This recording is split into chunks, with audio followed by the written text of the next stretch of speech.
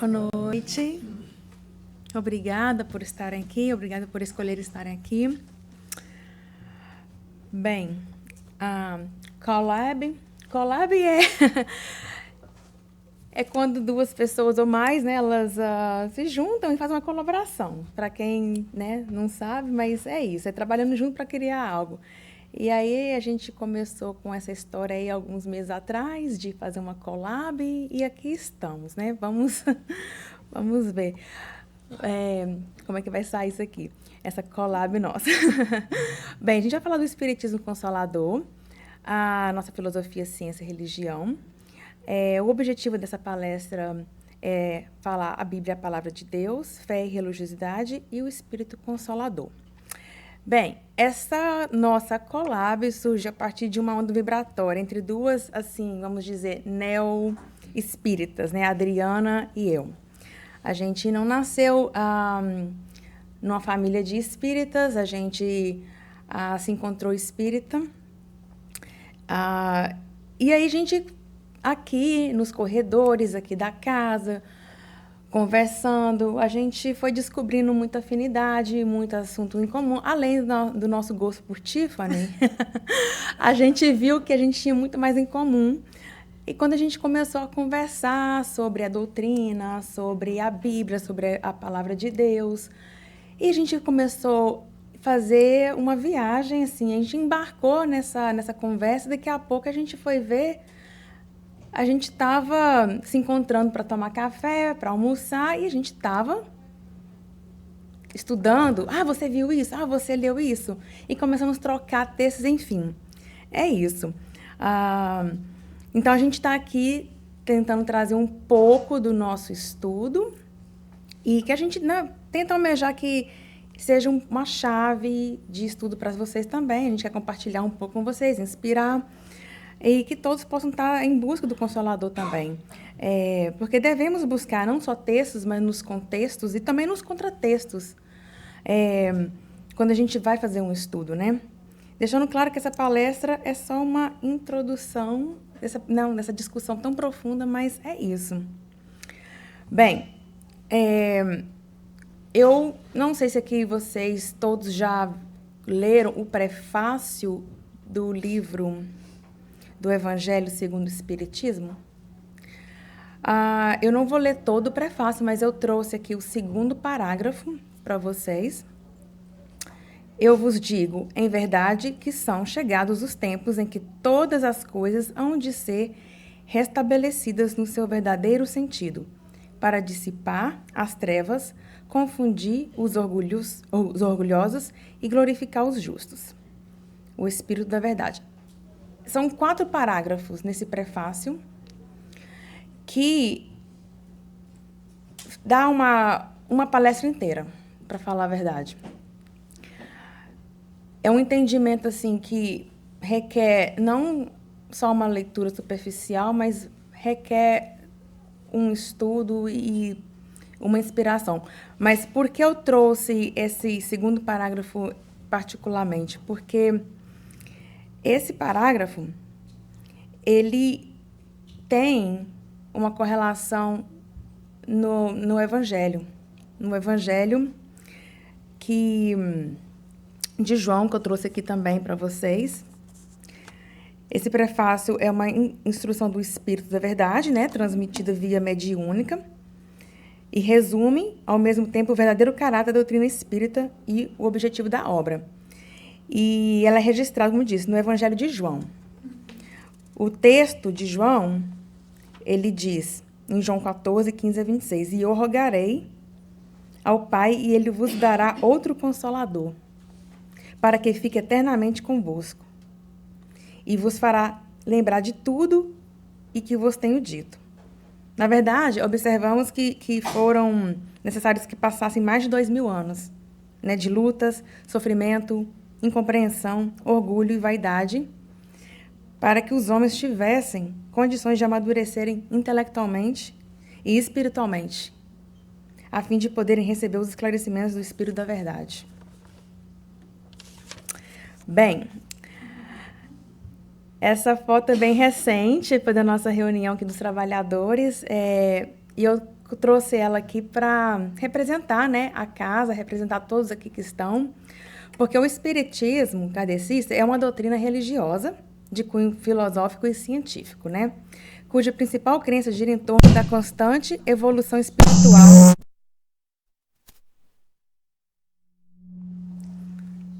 do ser humano através das reencarnações. Tá bom? E não sei o que.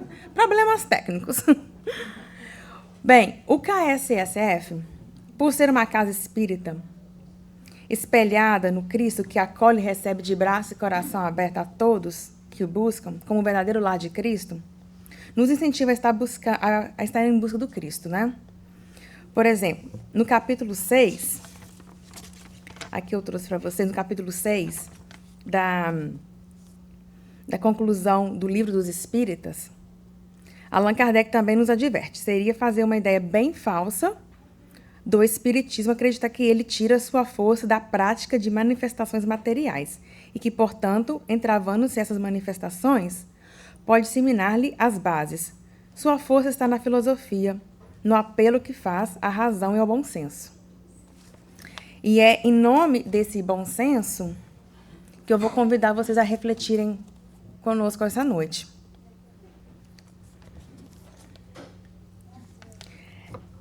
Eu gostei muito dessa frase que a Sandra compartilhou no grupo essa semana. Lembra que eu te falei? Isso aqui eu acho que é um resumo bem do que a gente está buscando. Porque a gente está em busca de quê? A gente está em busca de Cristo. A gente está atrás de Cristo, né? Como o nosso mestre, nosso exemplo. Então, aqui, essa frase aqui do Pão Nosso, de guardar a certeza na sobrevivência da alma, além da morte, sem um preparo terrestre na direção da vida espiritual. E nesse esforço de habilitação, não dispomos de outro guia mais sábio e mais amoroso que o Cristo. Então, levando em consideração que antes de Paulo tornar o cristianismo em religião, Cristo era uma filosofia de vida para um grupo de judeus sectários, né, da época, que resolveu segui-lo. E, por isso, buscando entender quem foi Cristo e o que, de fato, e com que propósito ele esteve entre nós e o que ele nos deixou de modelo, a gente propôs aqui esse estudo da Bíblia e do Evangelho de acordo com o Espiritismo, né? A fim de buscarmos quem foi este grande mestre. Afinal, a gente leva em consideração, Jesus era uma pessoa letrada, ele falava várias línguas e ele escolheu estar entre os pobres, os oprimidos e não se estabelecer como um erudita. Então, assim, a gente tem que pensar que homem foi esse que dividiu os tempos. Tanto que a gente tem o tempo, né? A gente conta o calendário antes e depois de Cristo. Mas um ponto que eu quero dizer aqui, assim, que enquanto a gente usar a Bíblia para atacar o próximo e disputarmos assim, qual é a igreja ou a doutrina correta de seguir, estaremos desviando do propósito real de Cristo. Porque muitos se dizem especializados em Bíblia, mas especializado em Bíblia não é quem decorou a Bíblia. Especializado em Bíblia é quem estuda, né? Quem faz um estudo da Bíblia, busca questões antropológicas, de onde que vem a Bíblia, né? Quando e onde ela foi escrita, para quem que a Bíblia foi escrita, por quê, qual que é o objetivo de escrever. E essa passagem, assim, é um exemplo aqui. Eu trouxe essa passagem aqui de Levíticos. Não vos voltareis para os que consultam os mortos, nem os feiticeiros. Não os busqueis para não ficares contaminados por eles. Eu sou o Senhor, vosso Deus. Eu já vi essa passagem sendo usada para atacar os espíritas e as outras pessoas de religiões e de fé diferente que não concordam.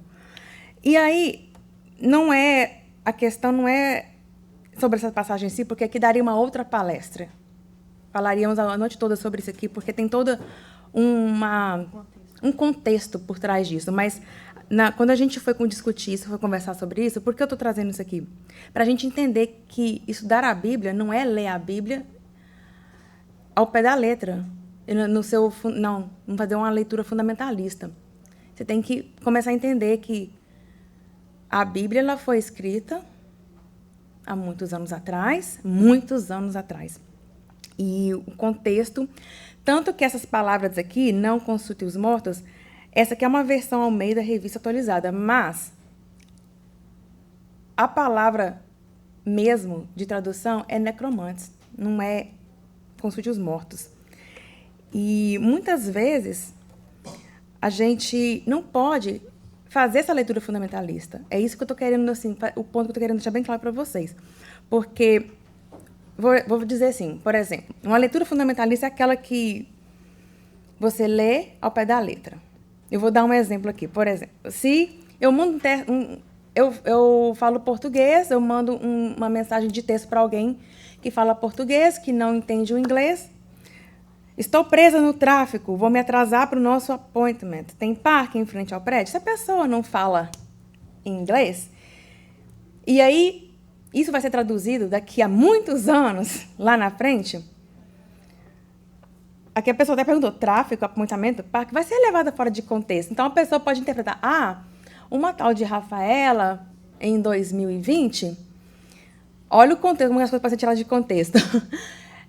Ela estava vindo encontrar com alguém, ela estava fazendo um apontamento, o tráfico prendeu ela e ela estava querendo se divertir no parquinho. Assim, tirando a coisa do contexto, né? Mas é claro, se a gente pegar e traduzir esta frase para o inglês, essas palavras-chave, tráfico, apontamento, parque, ela vai fazer sentido. E é isso que eu quero que vocês entendam, que a Bíblia, ela foi escrita na língua no hebreu, aramaico, no grego, e assim, do Velho Testamento para o Novo Testamento passaram anos, e essa tradução do aramaico, que é uma língua que veio do hebreu, foi transformada muitos anos, e a Bíblia foi colocada junta mais de 1000 anos depois da época que Moisés recebeu a sua inspiração e colocou os 10 mandamentos. Foi no exílio da Babilônia. Olha o tempo que foi passando. Depois, a gente teve o Novo Testamento. Então, assim, muitas interpretações e contextualizações são tiradas de foco por, vaidade ou pelo motivo que seja, mas esse não é o caso. Eu só queria trazer isso aqui para vocês entenderem que, quando a gente estuda a Bíblia, a gente tem que levar esses pontos em consideração. Então, só para ficar de reflexão, que como é possível pegar um texto, né, de mais de 1000 anos de uma outra cultura que a gente não conhece e interpretar o pé da letra do original. Não? É esse que fica o ponto. E, na verdade, a melhor pergunta quando a gente faz uma leitura da Bíblia, principalmente, não é perguntar se isso aconteceu mesmo, a pergunta mais importante o que isso quer comunicar à minha vida, minhas decisões e a minha fidelidade com Deus. Bem,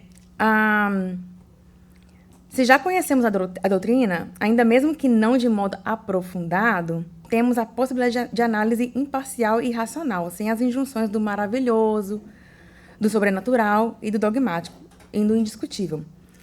O Espiritismo, contudo, não pode guardar a pretensão de exterminar as outras crenças, parcelas da verdade que a sua doutrina representa, mas sim trabalhar por transformá-las, elevando-lhe as concepções antigas para o clarão da verdade imortalista. Essa parte que eu tirei da questão 353 do Consolador, porque se não houver esta reflexão, não há estudo de Bíblia. É isso que eu queria deixar assim, bem claro, enfatizado aqui com vocês. Bem, sendo assim, consoante a declaração de Emmanuel, na questão 352, o Espiritismo evangélico é o Consolador prometido de Jesus, que, pela voz dos seres redimidos, espalha luzes divinas por toda a terra, restabelecendo a verdade e levantando o véu que cobre os ensinamentos na sua feição de cristianismo redivivo, a fim de que os homens despertem para a era grandiosa da compreensão espiritual com o Cristo. Por fim, o Espiritismo, ele nos traz a inteligência universal, a causa primária, né, de todas as coisas, sem, entretanto, perder os seus atributos de amor e de justiça. Frente a essa imagem de Deus, que existe uma ordem universal, que esta ordem dá sentido não só à vida na Terra, mas em todo os cosmos, e notadamente as consequências religiosas, baseadas na fé raciocinada. Bem, Eu acho que a gente chegou... Agora eu vou convidar a Adriana para trocar de lugar comigo, sem mais delongas. Vamos à tão esperada collab. Eu só queria fazer essa introdução, trazer esse contexto para vocês entenderem como que se faz esse estudo, né? Do gospel, da Bíblia, do gospel do Espiritismo, e como a gente busca fatos históricos, antropológicos e junta tudo isso.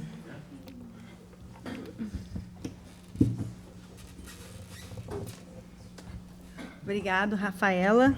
De nada, obrigada a você por aceitar esse desafio. Realmente, assim, foi um desafio, porque, como a Rafaela mesmo disse, né, nós duas viemos assim, né, nós não nascemos num lar espírita, né, nós duas viemos de outra a escola religiosa e isso foi assim pra gente, né? Igual ela falou, até, né? Não vou falar assim, a gente não tem essa pretensão, né? De querer ensinar nada assim para ninguém, assim.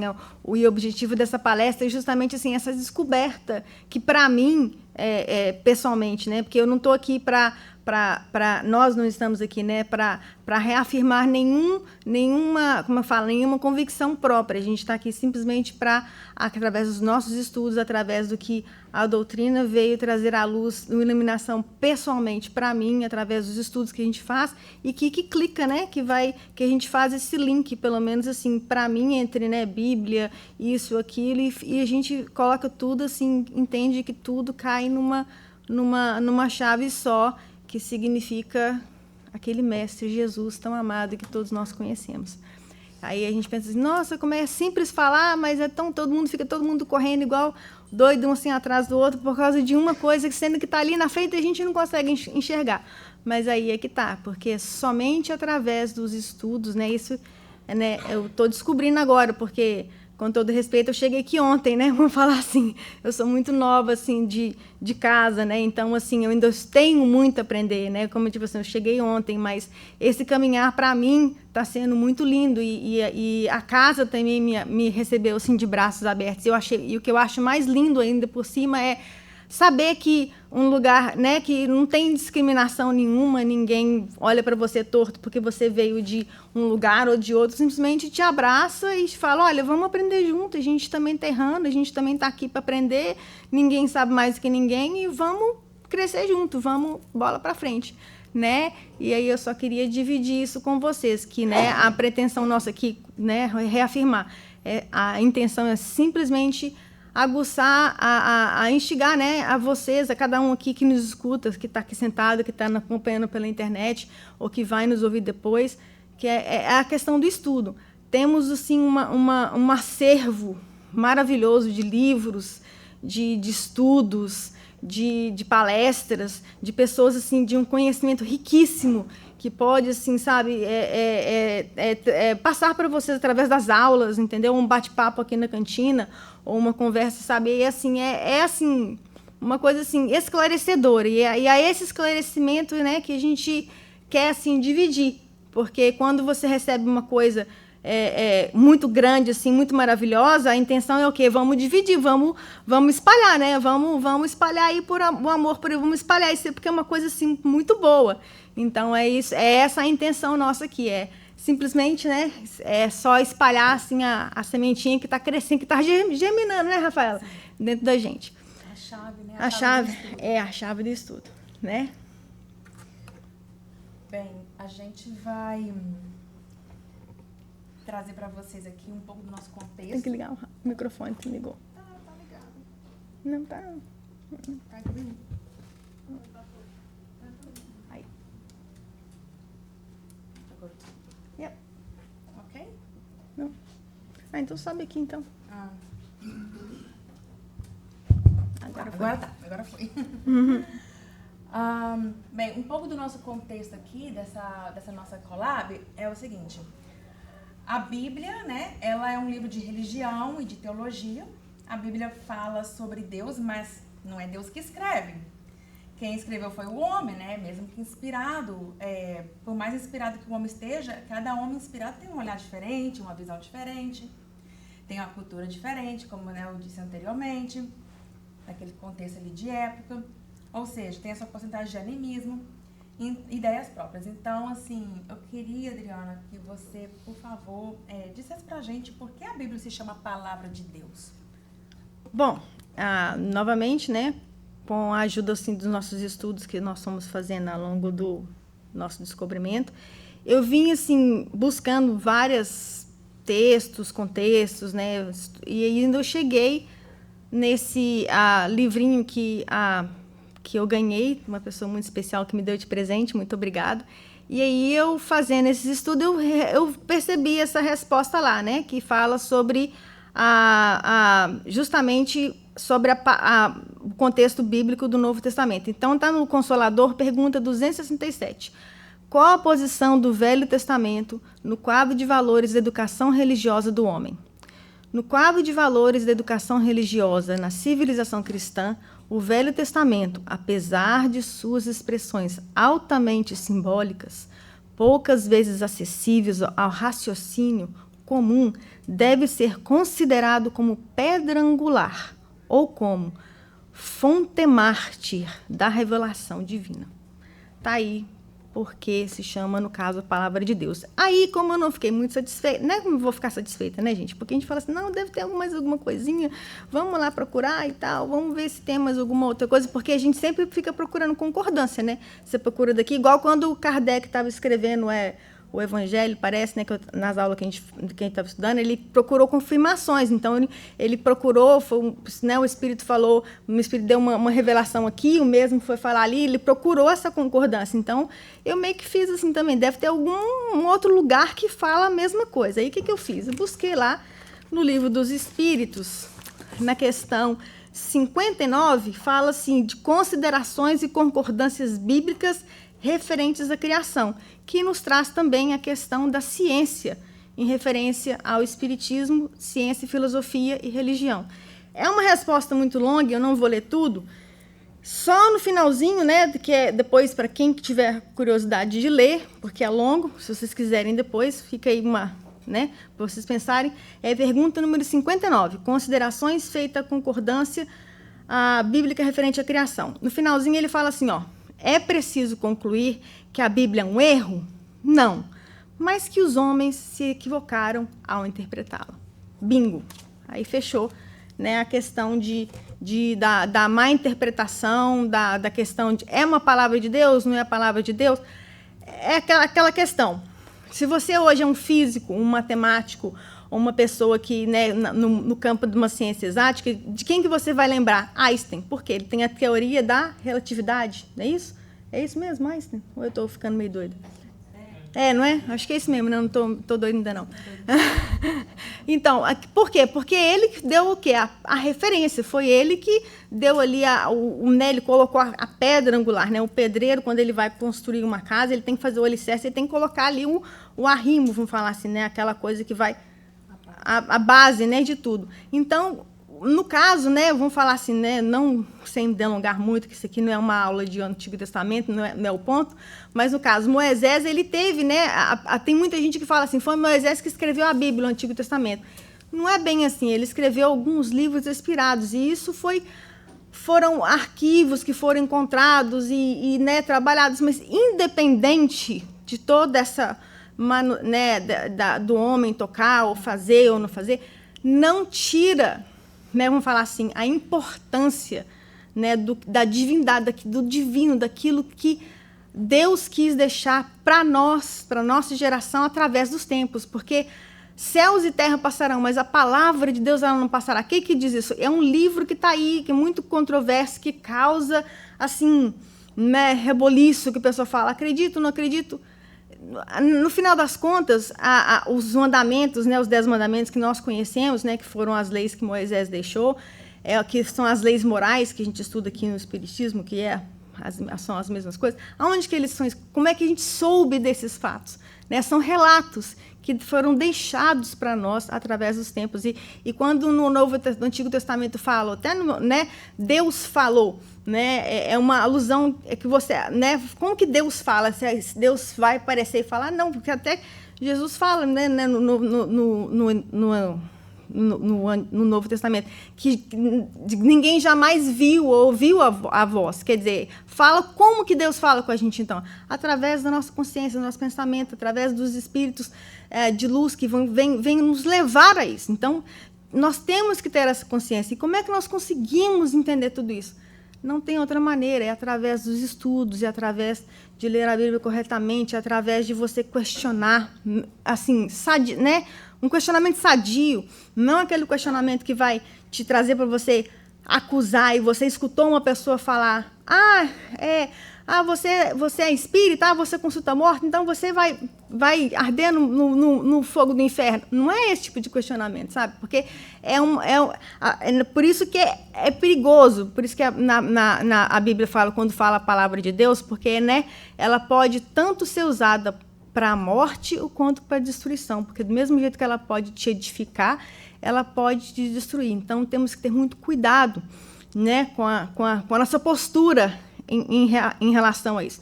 Por isso que é necessário a gente estudar e não ter esse, como é que fala? Rejeitar essa coisa, não, está ultrapassado, isso não vale mais para mim. E não é bem assim, né? Não é bem dessa maneira. Então, o que mais que eu gostaria de falar a respeito aqui? Deixa eu só... Se situar. Me situar, isso mesmo. Bem, enquanto você se situa, Adriana, pegando esse gancho aí também, Jesus disse, né, eu não vim para contradizer a lei. E Jesus quer dizer com isso, né, segundo uma interpretação de Kardec também que a gente viu, que ele nos traz, que ele quis dizer que Jesus não contradiz a lei de Deus, pois para Kardec os 10 mandamentos são as leis de Deus. E o resto não são as leis de Deus, e sim da sociedade dos homens daquele momento e contexto de época. Porque a gente tem que lembrar que a gente está falando aqui da época que Jesus veio na Terra. A gente estava falando aqui dos judeus, fariseus, né? Que eram aqueles homens que seguiam a lei à risca e que questionavam Jesus, por que você está fazendo isso, por que você está trabalhando no sábado. Então, Kardec deixou isso bem claro também e trouxe esclarecimento para a gente também, que Jesus não veio aqui para contradizer as leis de Deus, né? Então, Adriana, pegando nesse gancho também, qual que é a diferença entre fé e religiosidade? Porque a gente sabe que Jesus, ele não gostava da religiosidade, assim, vamos falar, das pessoas, não sei se é correto falar isso, mas os ratos de sacristia, ou antigamente falava, né? Ou as pessoas que pregam muito, assim, uma coisa e não faz. Bom, é exatamente, né? Por isso que eu dei a explicação toda do Antigo Testamento, das leis, é justamente para a gente poder ter esse contexto. Quando a gente fala de fé, a fé, né, você fala, o que é fé? Né? Fé, aí, para ajudar, né, a gente que está assim, né, procurando assim, uma pergunta assim, mais básica, né, ninguém melhor, né, para ajudar a gente que Emmanuel Chico, claro, né, que deixou esse legado maravilhoso através... E que a gente não poderia ter conhecido sem a luz dessa doutrina maravilhosa, que é, no caso, o Espiritismo. Aí, né, no livro Consolador, na questão 354, ele pergunta, né, poderá se definir o que é fé? Aí ele responde, ter fé é guardar no coração a luminosa certeza em Deus. Certeza que ultrapassou o âmbito da crença religiosa, fazendo o coração repousar numa energia constante de realização divina da personalidade. Conseguir a fé é alcançar a possibilidade de não mais dizer eu creio, mas afirmar eu sei, com todos os valores da razão, tocados pela luz do sentimento. Essa fé não pode estagnar em nenhuma circunstância da vida, e sabe trabalhar sempre, intensificando a amplitude da sua iluminação, pela dor ou pela responsabilidade, pelo esforço e pelo dever cumprido. Traduzindo a certeza na assistência de Deus, ela exprime a confiança que sabe enfrentar todas as lutas e problemas com a luz divina no coração e significa a humildade redentora que edifica no íntimo do espírito a disposição sincera do discípulo relativamente ao faça-se do escravo à vontade do Senhor. Olha que coisa maravilhosa. Não tem uma melhor explicação para isso, né? É aquela coisa que você sente assim, né? Que está assim, como se diz, né? É como se estivesse assim no seu gut, como se você tem aquele gut feeling, você tem aquela certeza que está dentro de você. Né, que é né, quem é mulher sabe, né, quando você está grávida, você tem aquela, né, você tem aquele filho dentro do seu ventre, você sabe que tem um ser ali dentro, aquela certeza, aquela coisa maravilhosa que você tem dentro de você. Então, ela é inexplicável. E a fé, ela infelizmente, ela é explorada, né, ou ela é vinculada com religiões, né, que como nós, seres humanos ainda em evolução, nós mesmos fazemos essa conexão.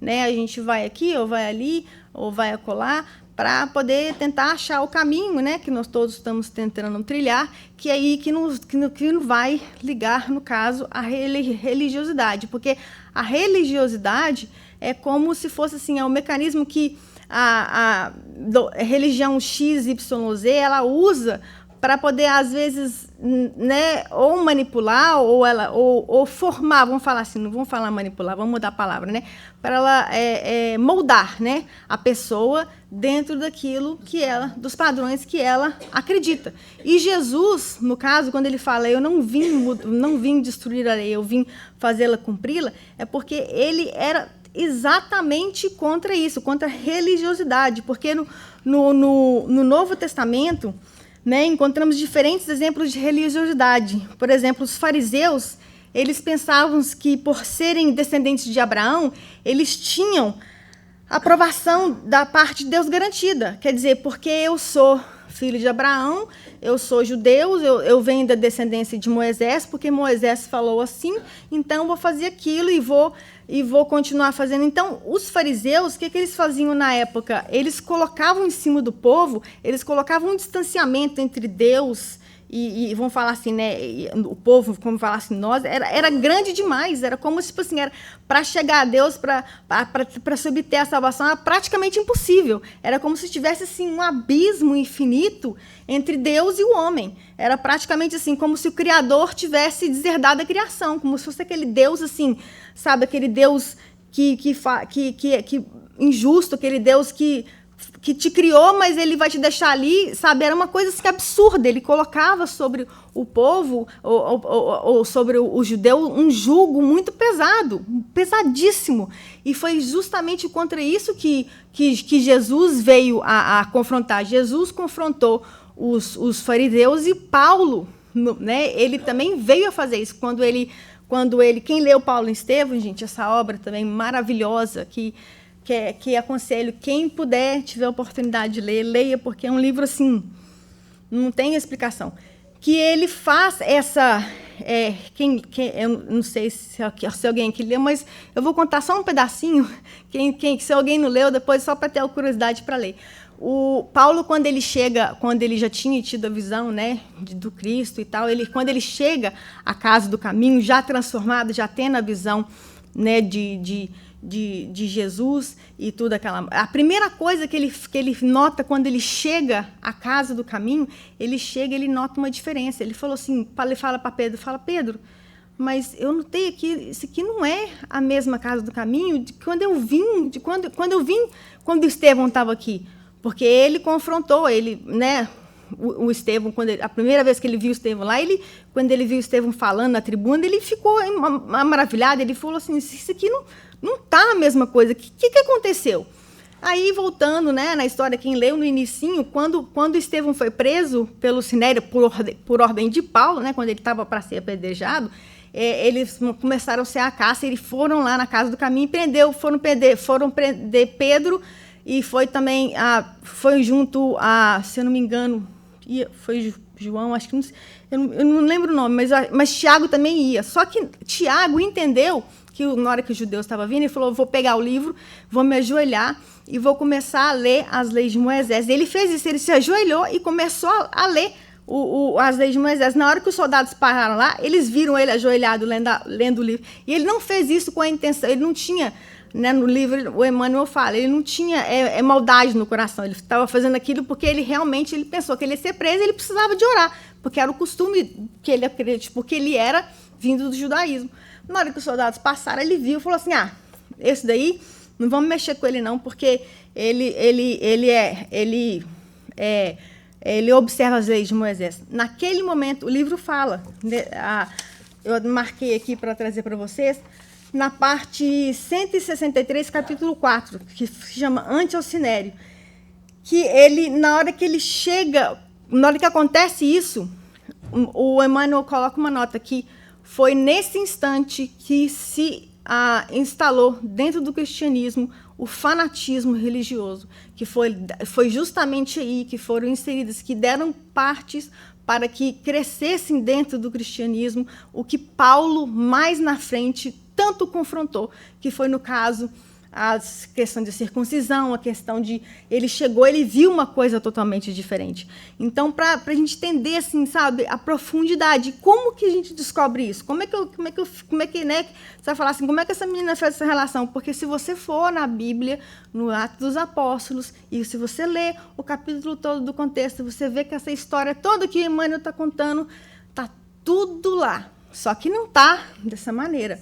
Tá? De maneiras diferentes, está um pouquinho diferente. Uma vez, eu estava tendo aula, semana passada, eu estava tendo aula aqui de mediunidade com o Mauro, e aí eu achei interessante, porque é mais ou menos assim que eu fiz a relação na minha cabeça.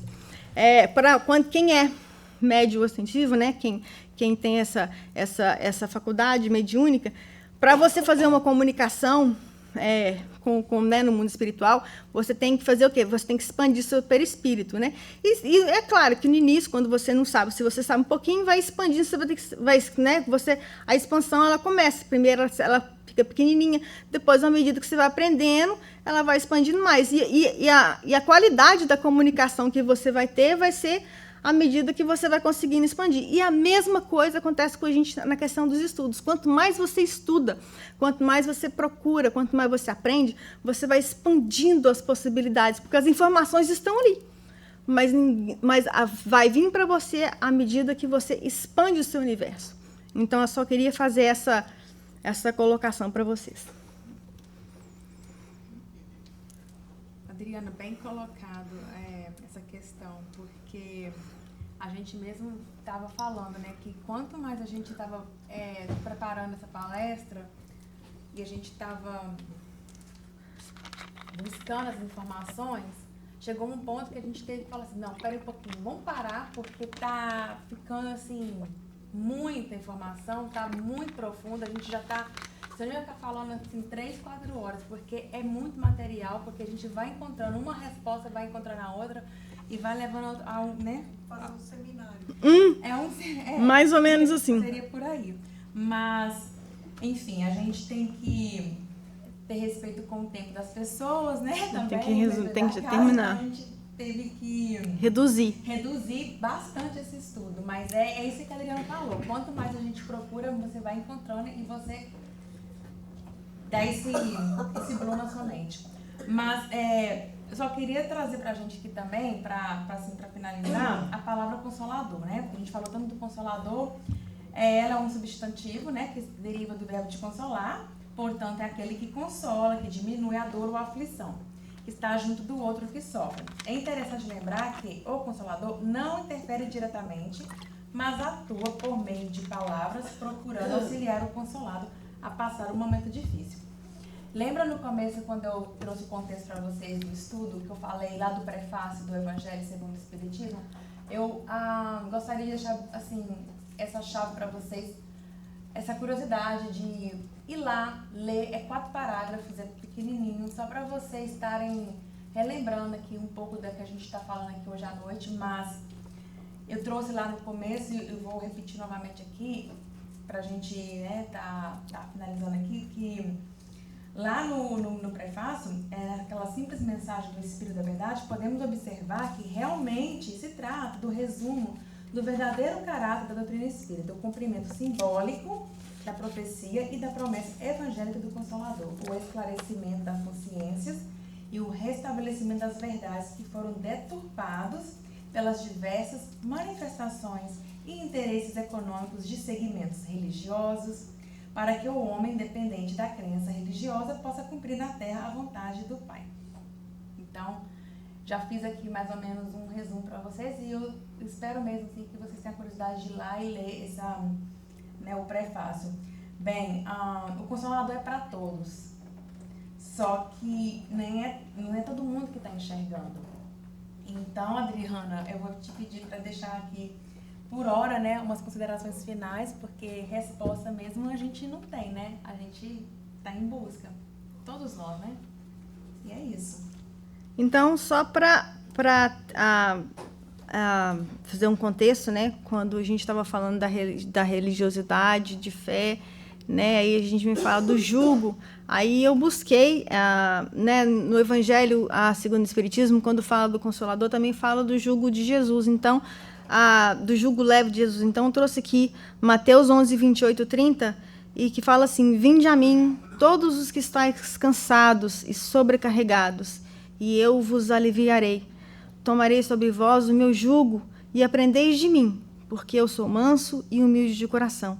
E achareis descanso para a vossa alma, porque o meu jugo é suave e o meu fardo é leve. Quando Jesus está falando isso, ele ainda, né, não está ainda anunciando o Consolador, mas olha o que ele está falando, né, para nós. Ele está falando por que ele veio combater tanto a legalidade, a religiosidade. Enquanto era colocado um jugo tão pesado que era impossível da gente carregar, ele fala: vem a mim, olha para mim, eu sou o caminho, aprendei de mim. O que ele está tentando ensinar para a gente? Que o jugo dele é leve. Sabe por que o jugo dele é leve? Porque ele retira todas essas condições que a gente tem por aí, que a religião X, Y, Z, que fala tem que ser assim, tem que ser assado, você vai para o céu, você vai para o inferno, você vai, se não fizer assim, não pode tatuagem, não pode cortar cabelo, não pode fazer isso, tem que andar de saia. Ele tira tudo e fala: olha, peraí, olha, presta atenção em mim, olha para mim. O que eu estou ensinando para vocês? Ama o seu irmão, aprende comigo. Eu sou manso e humilde de coração. O meu jugo é leve. E o meu fardo, meu jugo é suave, o meu fardo é leve. Por que ele está falando isso? Essas condições que todo mundo fica igual doido, achando que é uma coisa assim impossível. Jesus fala: não, olha aqui, presta atenção. Não é assim. Amor, caridade, benevolência, trabalho. Tem coisa mais simples do que isso? E a gente fica igual, né? Então, nos leva, né? Isso não é um consolo para o nosso coração. Eu trouxe essa parte só para a gente saber, porque Jesus, quando ele traz os ensinamentos, ele não faz, né, nada do que ele fez, do que ele falou, do que ele andou, não é por acaso. Então, quando ele vem falar da gente do Consolador prometido, né? Eu trouxe aqui alguns textos bíblicos, né, que já foi, a Rafaela já deu uma menção de alguns aqui, e ele fala: e eu rogarei ao Pai, isso está em João 14, 16, 17, e eu rogarei ao Pai, e ele vos dará um outro Consolador, para que fique convosco para sempre, o Espírito da verdade, que o mundo não pode receber, porque não o vê nem o conhece, mas vós os conheceis, porque habita convosco e estará em vós. Mais na frente, João 15, 26, ele fala novamente do Consolador. Ele fala: mas quando vier o Consolador, que eu, da parte do Pai, vos hei de enviar, aquele Espírito da verdade que procede do Pai, ele testificará de mim. E mais na frente, 12, 14, 16, mesmo capítulo, ele fala: ainda tenho muito que vos dizer, mas não vos podeis suportar agora. Mas quando vier aquele Espírito de verdade, ele vos guiará em toda a verdade, porque não falará de si mesmo, mas dirá o que tiver ouvido, e vos anunciará o que há de ouvir. Ele me glorificará, porque há de receber o que é meu, e eu vos anunciar. O que Jesus está falando? O que ele está falando, né? Jesus não, porque isso aqui foi João que escreveu. O que ele está querendo dizer conosco? Quem é o Espírito da verdade que fala com a gente, Kardec, que está do livro dos Espíritos, que está no Evangelho segundo o Espiritismo, que fala? Quem é esse Espírito da verdade que a gente está vendo? Quando a gente lê isso na Bíblia, né, a gente fica esperando, né, assim, vamos falar, né, outras, você fica falando assim: mas como é que esse Espírito da verdade vai falar? Porque tem umas traduções que falam Espírito Santo, tem outras traduções que falam só as trocas de nomes, algumas questões, um nome diferente.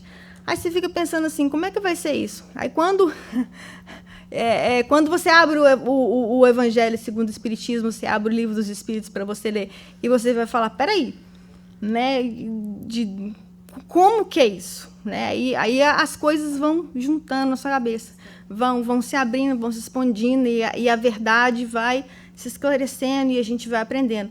Significa que eu tenho que descartar tudo que eu aprendi de tudo que eu para trás? Não, não significa isso. Significa que eu tenho que agregar, porque a gente não esquece o que a gente aprende, a gente agrega ao que a gente já aprendeu, porque uma coisa que nada tira da gente, minha mãe sempre falava, é uma coisa que ninguém tira de você, o que você aprendeu, o seu estudo, o que você foi na escola, se você foi na faculdade, se você pegou um degree, isso aí ninguém vai te tirar. O que você aprendeu aqui, né, depois que a gente desencarna, depois que a gente vai para o mundo espiritual, o que a gente vai levar é o que a gente aprendeu, é o que a gente viveu, é o que a gente agregou aqui. Então, o que a gente tem que fazer aqui? Estudar. Né? Então, o Consolador, quando se fala isso, o que né, a gente entende disso tudo? A gente entende que a gente tem que buscar mais, o Espiritismo, né, nos traz, através de livros, através de estudos, igual eu falei, palestras, assim, fatos, acontecimentos históricos que jamais, assim, se você, como se diz, né, você nunca pensaria que poderia existir. Quando a gente pega um livro igual, né, Paulo Estevam, ou o Boa Nova, ou tantos outros maravilhosos, ou Primícias do Evangelho, né, que Divaldo escreveu, são coisas assim, E olha que eu não estou lá falando de André Luiz, eu nem estou falando disso ainda, não. Estou falando só um pedacinho. Aí você pensa como é que o negócio é, né? Como é que o babado é forte, vamos falar assim, né? Mas então, para finalizar, eu só queria fechar com essa frase, né? Do Evangelho, capítulo 6, versículo 5, né? Espíritas, amai-vos. Esse é o primeiro ensinamento. Instruí-vos, eis o segundo. Quando fala amai-vos, quem foi aquele que... Qual o mandamento que Jesus deu para a gente? Amai-vos uns aos outros. Quando ele fala o segundo, instruí-vos, o que ele fala para a gente? Eu muito ainda não tenho te dito porque não consegue perceber, porque não pode ser revelado. Como é que a gente vai conseguir aprender o que tem que ser revelado se a gente não estudar, se a gente não expandir o nosso pensamento? Não é verdade? Bom, assim, então, eu encerro esse estudo maravilhoso, essa palestra com a Rafaela Collab, assim, de colaboração. Eu espero que vocês tenham gostado. E, assim, eu desejo do fundo do meu coração que seja, assim, uma inspiração para que todos nós possamos buscar realmente, assim, a grandeza que é, a riqueza que é os ensinamentos da doutrina espírita. Muita luz e muita paz para todos vocês. Boa noite. Adriana, eu tenho só que te agradecer, muita gratidão por ter aceitado esse desafio de fazer essa collab comigo, esse estudo, e tá ali, sabe, gente, suportando minhas loucuras, meus momentos de loucura ali, me redirecionando também, porque, como ela fala, o babado é forte. Então, assim, lembrando, gente, que eu vou deixar para vocês aqui uma palavra final também, que em João, lá no Evangelho de João 1:4-16, ele fala assim, Deus é caridade, quem está em caridade está em Deus, e Deus nele. Então, eu acho que isso praticamente resume tudo também o que a gente falou aqui hoje à noite. Porque caridade é amor. Muito obrigada, gente.